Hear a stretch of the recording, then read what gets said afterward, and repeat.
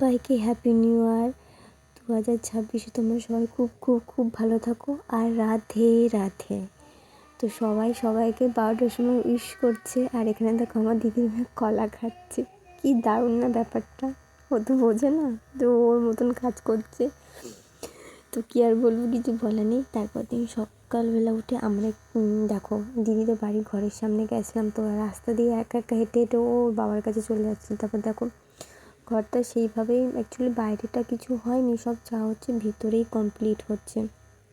তোমাদেরকে একটু দেখিয়ে দিই দিদিদের ঘরটা। এই যে পুরো প্রথমে ঢুকতে এই এরিয়াটা পড়ে, এখানে অনেক মানে ফাঁকা আছে, সম্ভবত দোকান টোকান বা ইত্যাদি হতে পারে, যেহেতু জাইবুর ফার্মেসি আছে। তো আমি সিঁড়ি থেকে তো উপরে চলে গেলাম। অ্যাকচুয়ালি যে ওরা যেখানে থাকবে সেটা অ্যাকচুয়ালি রেডি হচ্ছিল, নিচেরটা পরে রেডি হবে, আপাতত ওদেরকে থাকবে তাই। তো এই দেখো প্রথমেই উঠে গেছি, কি সুন্দর পাথর বসিয়েছে দেখো। প্রথমেই এখানে না একটা জায়গা বসে জামা কাপড় কাচতে পারবে। এই দরজাটা খুললেই একটা বাথরুম পাবে, বিশ্বাস করো না, বাথরুমটা জাস্ট ওয়াও। বাথরুমটা দেখে প্রেমে পড়ে গেছি। বাথরুমের উপর খুবই সুন্দর বাথরুমটা করেছে, খুব দারুণ, মানে খুব দারুণ। তারপরে এখান থেকে যে ড্রয়িং রুম বলতেই পুরো ছোটো মতন একটা, এখান দিয়ে ওই পাশের বাড়িটা দেখা যাচ্ছে, দিদিদের পাশের বাড়ি। এবার এইখানেই দেখো দিদিদের ঘর কত সুন্দর হয়েছে না, দেখো হাত তুলে দাঁড়িয়ে আছে আমার ঘর বলে, পাথর লাগিয়েছে কত সুন্দর করে। তারপর দেখো আমার যাওয়ার আগে ও চলে যাচ্ছে।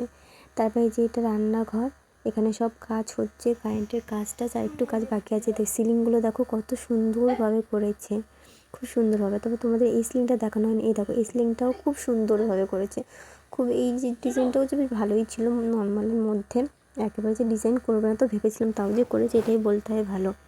তো তারপরে এখানে জানলা আছে, জানলা করে পাশে এবার একটা পেঁপে গাছ। তারপরে দেখো বেসিন করেছে, এখনও কাজ কমপ্লিট হয়নি, যেই না কবে হবে, আদৌ হবে কি না সব কিছু ভবিষ্যতের উপর নির্ভর করছে, ঠিক জানি না আমি, ঠিক অনেক প্রবলেম আসছে তো সামনে। তো তারপরে এই যে একটা রুম হয়েছে, এখানেও সিলিং করেছে বাট এখনও কমপ্লিট হয়নি। এই যে একটা রুম দেখো, খুব ঘরটা খুব সুন্দর হয়েছে, খুব সুন্দরভাবে। এই দেখো এটা হচ্ছে ব্যালকনি, ব্যালকনিটা না খুব সুন্দর, এখানেও না কিছু একটা রাখা যাবে বা কোনোভাবে করা যাবে, যেহেতু জায়গার শর্ট তাই জন্য ব্যালকনিটা এইভাবেই করতে হয়েছিল। তারপরে দেখো সিঁড়ি দিয়ে সোজা উঠে যাব তিনতলাতে, চলো তিনতলায় গিয়ে কী হয়েছে না হয়েছে সেটাও তোমাদেরকে দেখায়। তো দেখো এইখান থেকে ব্যালকনি আছে, তারপরে এই যে জানলার সাইডের পরে আছে এই ছাদ। ছাদে আর কিছু হবে না আপাতত, ড্রামটা বসানো হয়েছে ছাদে, আর কিছু হবে না, ছাদটা পুরো ফাঁকাই থাকবে। ছাদটা থাকলে বেশ ভালোই লাগে, জানি না কেন। এই যে দিদির পাশের বাড়ি, জানো দিদির পাশের বাড়ি, মানে ওটা একটা মানে কোইন্সিডেন্ট বলতে পারো। এই জায়গাটা যেটা দিদির মানে দিদিদের যেখানে আছে ঘরটা হচ্ছে, সেই জায়গাটা বাবা কিনেছে, আর ঘরটা স্বাধীনদা বানাচ্ছে, ঠিক তেমন ওই পাশের বাড়িটা জায়গাটা হচ্ছে কি মানে ওই যে দিদিটার বর আছে ওনার, আর ঘরটা ওনার মানে দিদিটার বাবা মা করে দিয়েছে। তারপর আবার কি দিদিটার হচ্ছে কি একটা মেয়ে আছে, আর আমার দিদির একটা মেয়ে আছে। তারপর দিদিটার মেয়ে হচ্ছে কি সুনন্দার থেকে 1 মাসের ছোটো, একই সালে হয়েছে, 1 মাসের পাক্কা 1 মাসে। এর হচ্ছে কি অক্টোবরের 16 তারিখ বার্থডে আমার দিদির মেয়ের, আর হচ্ছে নভেম্বরের 17 তারিখ ওর জন্মদিন। আবার কি দুজনের বাবাই ডাক্তার, মানে আমাদের স্বাধীনদের ডাক্তার, মেয়েটার বাবাও ডাক্তার। এই দেখো তারপর বাড়ি চলে এসেছি, বাবা ফ্রেশ হওয়া সেই ওষুধগুলো আমার জন্য এনেছে, তোমাদেরকে তো বলা হয়নি, শুধু একটাই তফাৎ কি জানো তো, এই যে পুচকুটা দেখো সন্ধ্যাবেলা ওদের বাড়িতে গেছিলাম, দেখ কি সুন্দর চুপচাপ, একটাই তফাৎ, আমার দিদির মেয়ে খুব দুষ্ট আর খুব শান্ত।